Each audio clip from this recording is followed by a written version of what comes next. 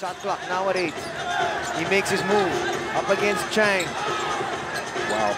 Throws out that three. Bang! Wow! There's a low crossover right here. Look at that. And Chang was all over him. He's all over, but he got left a little bit right there. Boom. And that's all the space Terrence Romeo needs. Knocking down a big three. And the lead is back up. Crossover.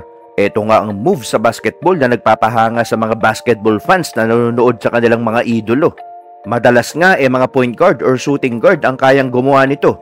Kaya kailangan mo ng lightning speed, matinding ball handling skills, at magaling na footwork para magawa mo ang crossover move. Kung fan ka ng basketball, iilan nga mga player ang nakitaan na natin ng crossover. Kagaya nga ng player na kikilalanin natin ngayon. Ito nga pala ulit si Jigger TV. Huwag na natin patagalin, tara't umpisahan na natin. Terrence Bill Vitanzos Romeo, tubong Cavite na ipinanganak noong March 16, 1992 na may taas lamang na 5'11". Ang batang Westwood Homes na si Terrence ay nakahiligan ng basketball. Mula umaga hanggang pagkagat ng dilim, wala itong ginawa kundi ang maglaro ng basketball. Madalas nga hindi na ito nag-aalmusal dahil diretso na ito sa pagbabasketball dahil sakto namang malapit lang sa kanilang bahay ang basketball court. At dahil nga masyado itong maliit nung kanyang kabataan, madalas hindi ito isinasali sa kanilang lugar. Maaga ngang nakaramdam ng disappointment ang batang si Romeo sa larong maaga niyang minahal. Bagamat ganun, hindi ito nagpatinag at nagpatuloy sa dito. At dahil nga andun yung pagiging winner ng batang si Terrence, naglaro ito ng naglaro hanggang mahasa ito. Ayon nga sa mga kababata nito, madalas itong makipaglaro ng one-on-one sa kanila at hindi ito pumapayag ng natatalo. Kasama nga nito at numero 1 mentor ng kanyang tatay na hindi sumuko at nangarap na balang araw makakamtan ng anak niya ang tagumpay sa basketball. Habang umaandar nga ang panahon, lalong gumagaling at lumalakas si Terrence na umabot na naging pambato ito ng kanilang lugar. Tuwing sasali nga ng liga ang kanilang lugar sa Inter-Barangay, tuwing nilaro si Terrence ay talaga namang todo suporta ang buong Westwood Homes at nanonood ng kada laban ni Terrence. Dumating ang panahon na nahinog na si Terrence sa paglalaro at handa nang sumabak sa mas mataas na kompetisyon. Kaya dali-dali naman itong sinama ng kanyang tatay sa Maynila para ipa-tryout sa mga eskwelahan. Nagpunta nga ang mag-amang Romeo sa Colegio de San Juan de Letran upang subukang mag-tryout sa high school basketball team. Agad naman silang sinabihan ng coach na maliit si Terrence at puno na ang lineup ng Letran. Kaya ipinasali na lang ang batang si Terrence sa practice. Matapos nga ang practice, nagulat ang lahat sa angking galing ni Terrence. Kaya naman sinabihan silang bumalik at wag na magpunta sa ibang eskwelahan. Dito, naisama na sa lineup ng Letran High School Basketball sa NCAA si Terrence. Pero hindi nga naging balanse ang basketball at pag-aaral ni Terrence. Kaya bumagsak ito sa academics. Pero hindi nga sumuko si Terrence dahil naghanap ito ng ibang eskwelahan. Dito, napadpad ito sa FEU. Unang kita pa lang kay Terrence ng FEU high school coach, alam na niyang dekalibre ito at balang araw mapupunta ito sa PBA. Isang season nga lang naglaro si Terrence sa FEU high school. Mabilis nga itong gumawa ng pangalan dahil kontra UP Junior Maroons, gumawa ito in a single game ng 83 points na binura ang previous record with the highest point na 69 points ni Junior Maroons Paulo Mendoza. What's more impressive, in 31 minutes of playing time, umiskor ito ng 33 points in the third quarter. Kaya nga ito ang itinanghal na UAAP Juniors Most Valuable Player in 2009, that same year. Very impressive nga ang average nito na 37.1 points per game, 4.1 assists per game, at 4 steals per game. Pagdating sa kolehiyo, hindi na lumipat ang eskwelahan si Terrence at naging top rookie ng FEU Tamaraws. Bagamat ito nga ang naging top rookie ng UAAP, hindi naging madali ang lahat dahil nakasama nga nito sa iisang team si UAAP MVP RR Garcia. Isang hamon nga ito para kay Terrence dahil naging second option lang siya na hindi niya nakasanayan. Pero pinatunayan ni Terrence na hindi siya pwede magpasapaw ng ganun-ganun lang. As a scoring guard na nakasanayan nito, nailabas nito ang kanyang laro. He averaged 11.4 points per game, 4.8 rebounds per game at 3.2 assists per game. Romeo and Garcia formed a formidable duo. Binuhat nga nilang FEU patungong finals, pero binugo nga sila ng Ateneo para makuha ang kampyonato. Pagdating ng next season in UAAP Season 75, na-establish na ni Terence ang scoring, kaya naging first option na ito ng team, averaging a team's best with 18.5 points per game and 5.5 rebounds per game. Dahilan para magkaroon ito ng spot sa UAAP Mythical 5. Huling season nga ni Terence as a FEU threat, gumawa ito ng 30 points in 3 games in the season. Ito nga ang pangatlong player lang na umiscore ng more than once na 30 points in the UAAP, kabilang si Patrick Cabahug at Bobby Ray Parks Jr. Ito nga ang dahilan para parangalan itong MVP in UAAP Season 76. Ito nga ang pangatlong gwardiya na nabigyan ng MVP award, kahanay si RR Garcia at PBA legend Johnny Abarrientos. Tinapos nga ni Terence ang kanyang huling season as a college player na nag-average ng 22.2 points, 6.3 rebounds, 3.9 assists at 1.6 steals per game, na pinangunahan nga nito sa scoring at steals sa UAAP. Habang nasa college, naglaro din ito sa PBA D-League sa koponan ng Big Chill Superchargers. Eligible pa sana si Terence maglaro ng 1 taon sa FEU, pero nagdesisyon na itong umakyat sa PBA na siya namang nirespeto ng FEU basketball coaches. Kaya pagdating ng 2013, Romeo was selected 5th overall pick in the first round by Barako Bull at agad naman tinrade papuntang Global Port. Muling ginamit ni Romeo ang jersey number 7 na ginamit niya nung college, dahil ito nga ang numero ni The Big J Robert Jaworski na idolo ng kanyang tatay. In his first game sa PBA, napansin ng kanyang tatay na mukhang kinakabahan ng kanyang anak, kaya patuloy itong nag-cheer para lumakas ang loob ni Terence.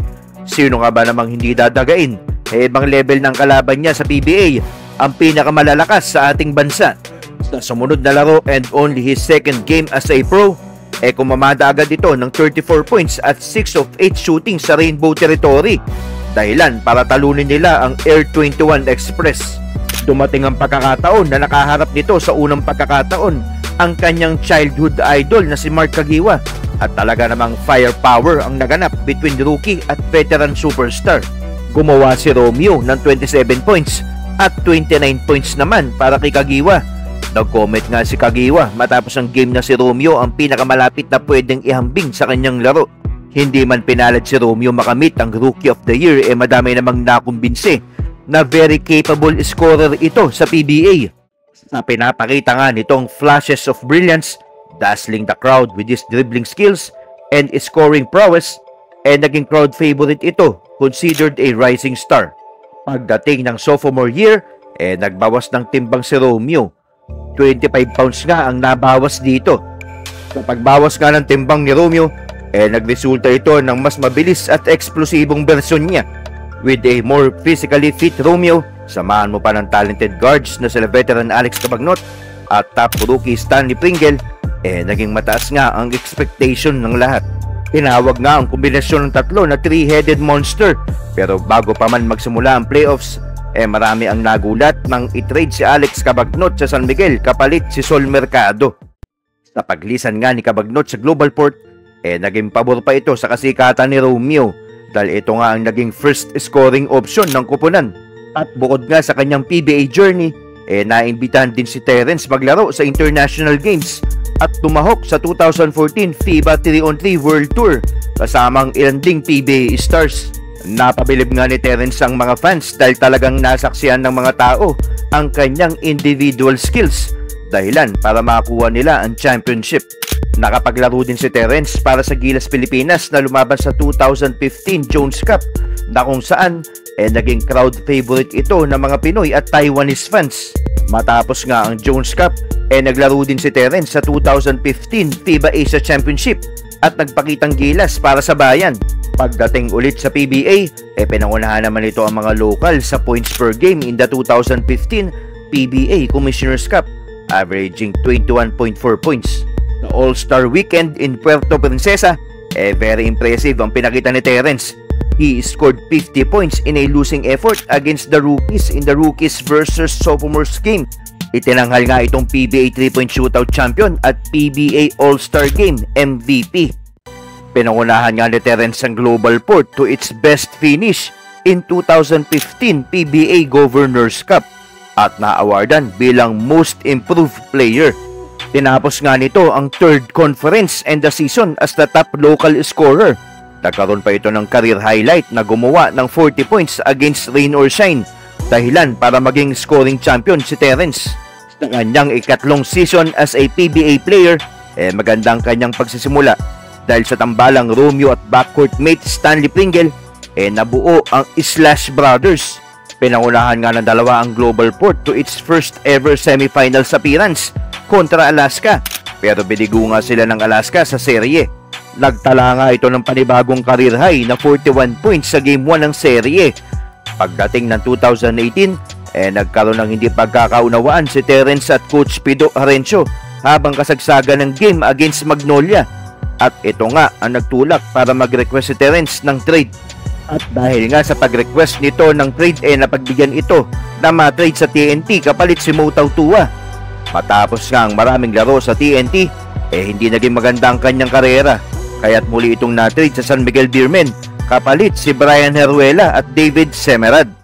Sa San Miguel Beermen, umangat ulit ang laro ni Terrence at dito niya nasungkit ang kanyang first ever PBA Championship taong 2019. Nag-adjust nga si Terrence pagdating sa San Miguel dahil unang-una, solid ang lineup nito at madaming magagaling na player na capable umiscore.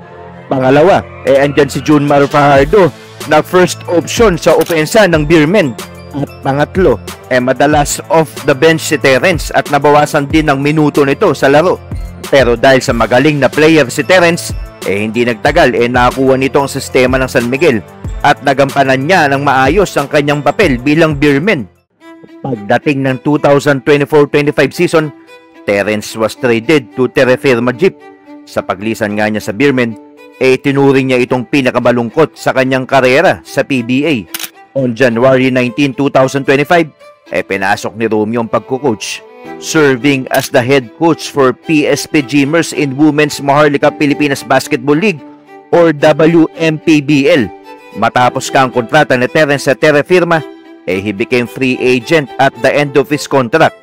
At ngayon, wala pa din kumukuha kay Terrence na madami ang umaasang makita natin muli sa PBA hardwood. At yan ang aabangan natin. This is a sad reality of basketball. Today you're probably the best among the best, but tomorrow is not promised. From the streets of Imus to the bright lights of the PBA, Romeo is not just a basketball player. He's a showman. Dinala nga niya ang streetball to the biggest stage. Russell Dazzle, killer crossover, step backs, fearless drives. Yan nga mga dinala ni Romeo sa Pinoy basketball fans. Pinatunayan nga ni Romeo na with raw talent, hard work, and unshakable confidence, you can rise to the top. He showed the world what Pinoy pride looks like. Skill, sacrifice, and belief, anything is possible. The most entertaining bowler to ever come out of the Philippines, the one and only Terrence Romeo.